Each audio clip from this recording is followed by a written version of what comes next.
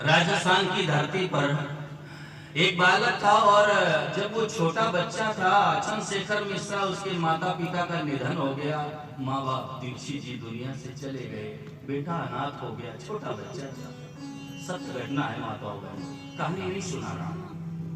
छोटा बच्चा था, माता पिता जगत से चले गए, बच्चा अनाथ हो गया और वो बेटा चला गया एक ठाकुर साहब के घर में।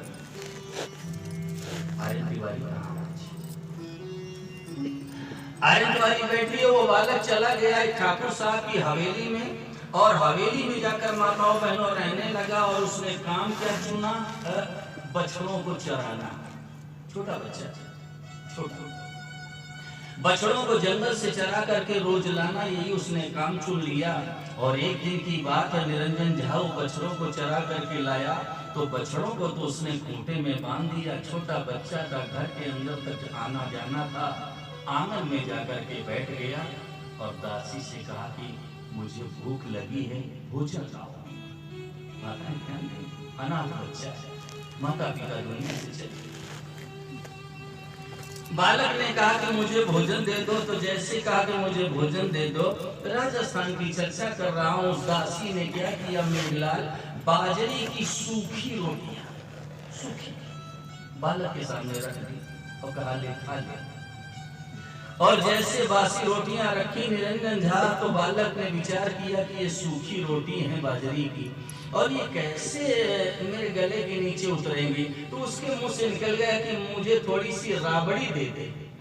रबड़ी नहीं, राजस्थान में राबड़ी बनती है। ये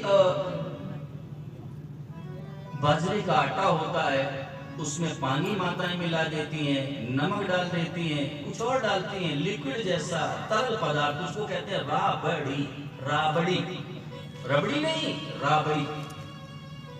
उसने कहा कि मुझे तो थोड़ी सी राबड़ी दे दे तो मैं रोटियां खा लूं।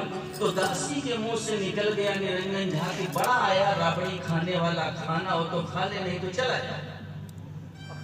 नन्हा सा बच्चा है, माता पिता दुनिया से चले गए, बड़ा दुख हुआ है हृदय में कि मैं कह रहा हूँ थोड़ी राबड़ी दे दे, तो ये कह रही खाना हो तो खा ले, नहीं चला जा। बड़ा आया राबड़ी खाने वाला, उसने अली दुबे रोटियों को तो पटक दिया आंगन में और ठाकुर साहब का घर छोड़ दिया। और ठाकुर साहब का घर चढ़ करके और जा रहा था रास्ते में, और रास्ते में भगवान की लीला देखो, एक संत मंडली कहीं भ्रमण करने के लिए जा रही थी, विनोद पांडे। तो एक संत की नजर पड़ गई के त्रिपाठी, तो विचार करने लगे कि ये जरूर अनाथ बच्चा है। सामने जाके संत खड़े हो गए और मुंह से निकला मेरे साथ चलोगे?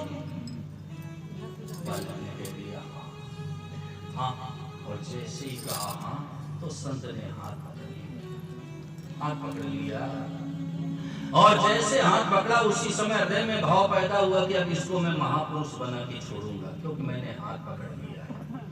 अब उस बालक को शिक्षा दिलाई, संतों का सानिध्य मिल गया। अनिल दुबे, संतों के सानिध्य में जब मनुष्य रहता है तब जीवन जीने की विद्या पता चलती है। नहीं तो ऐसे जी रहे जैसे पशु जी रहे, तब पता चलता है कैसे जीवन जीना है। शिक्षा दिलाई, सुसंस्कारित किया, भगवान की ऐसी कृपा हुई कि वो महामंडलेश्वर बन गया। माताओं बहनों, विद्वान हो गया, विद्वान और महामंडलेश्वर हो गया। और एक दिन मन में आया कि चलो भ्रमण करने चलता हूँ। और एक बार नागेंद्र तिवारी और कह दूं, संत अगर भ्रमण करते रहते हैं ना, तो वो निष्कलंक रहते हैं, शुद्ध रहते हैं। पानी बहता रहता है तो साफ रहता है, ठहर जाएगा तो गंदा हो जाएगा। ऐसे संत चलते रहते हैं तो निर्मल है।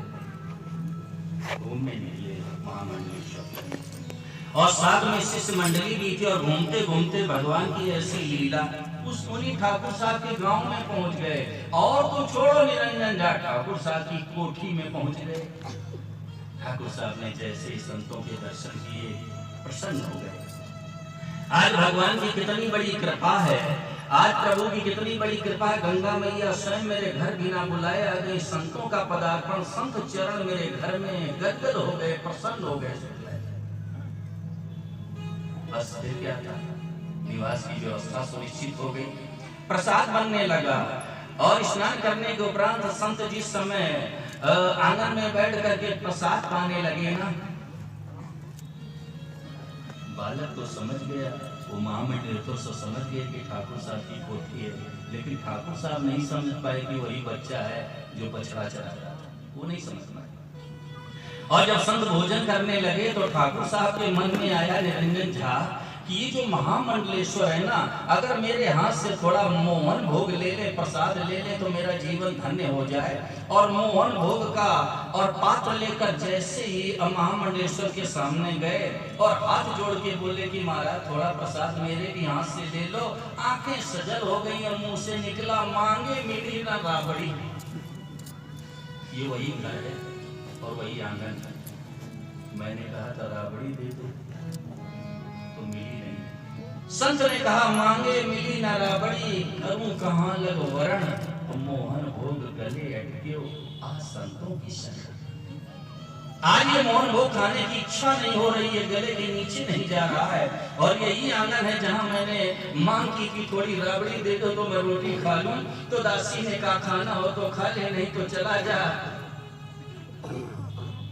मोहन भोग गले अटक्यो आ संतों की शरण।